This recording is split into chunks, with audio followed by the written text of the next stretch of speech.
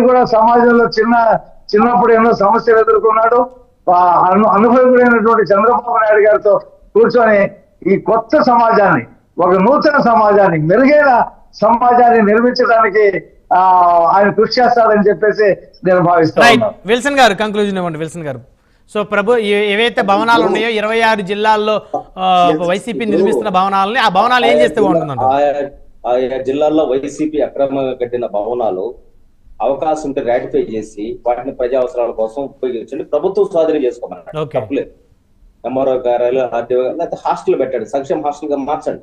ఎస్సీలకి ఎస్టీలకి దీనికి ఏమంటున్నా అంటే 5 ఏళ్లుగా ఎస్సీలు ఎస్టీలు బీసీలు మైనార్టీలు కొన్నారు వెళ్ళిపోయింది ప్రభుత్వంలో.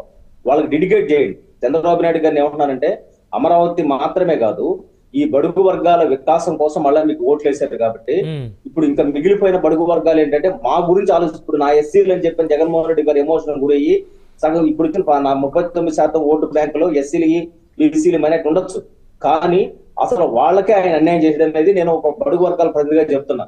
ఆయన జగన్మోహన్ రెడ్డి గారి ఏలుబడిలో దళితుల ఆత్మగౌరవం దెబ్బతీశాడు అనేది ఫస్ట్ స్టెప్. అంబేద్కర్ ఒక మాట అంటాడు, నీ ఆత్మగౌరవం ప్రాణం అంటే నీ ప్రాణం కోల్పో, ఆత్మగౌరవం ఎవరి కోసం తాకట్టు పెట్టుకోవద్దంటాడు.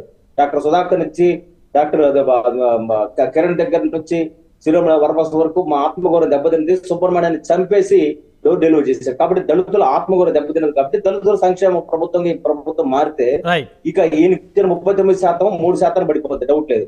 ఇప్పుడు ఆ భవనాన్ని, విశాఖలో కట్టిన భవనాన్ని నేను సివిల్ సర్వీస్ ఐఏఎస్ ఐపీఎస్ శిక్షణ తరగతులకి ఒక ఫ్లోర్ వాడితే బయట నుంచి ఫ్యాకల్టీ వస్తుంది, ఢిల్లీ నుంచి ఫ్యాకల్టీ వస్తుంది. వాళ్ళకి అత్యాధునిక వాళ్ళకి ఫ్యాకల్టీ ఉంటే ఖచ్చితంగా మనం ప్రభుత్వం చేయొచ్చు.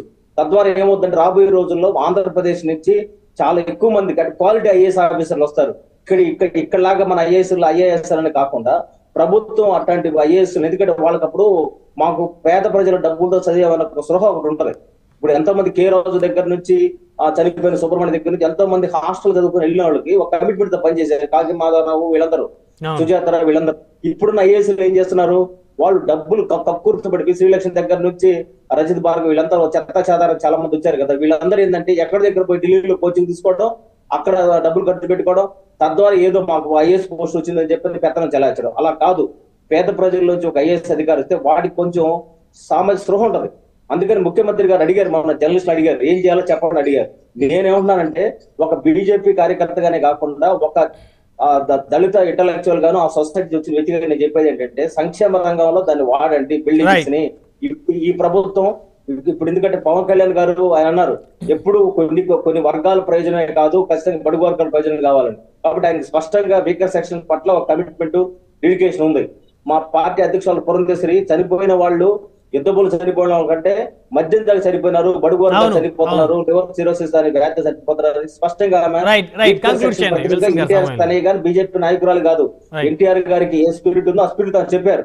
కాబట్టి చంద్రబాబు నాయుడుకి మేము 100% సిద్ధంగా ఉన్నాం. అయితే అల్టిమేట్ డెసిషన్ బాబు గారిది. కాబట్టి బాబు గారు ఈ భవనాన్ని సంక్షేమ భవనంగా మార్చండి, వైజాగ్ గారు సంక్షేమ భవనంగా మారొచ్చే బాగుంటుంది అనేది ఒక పార్టీ కార్యకర్తగా బీజేపీ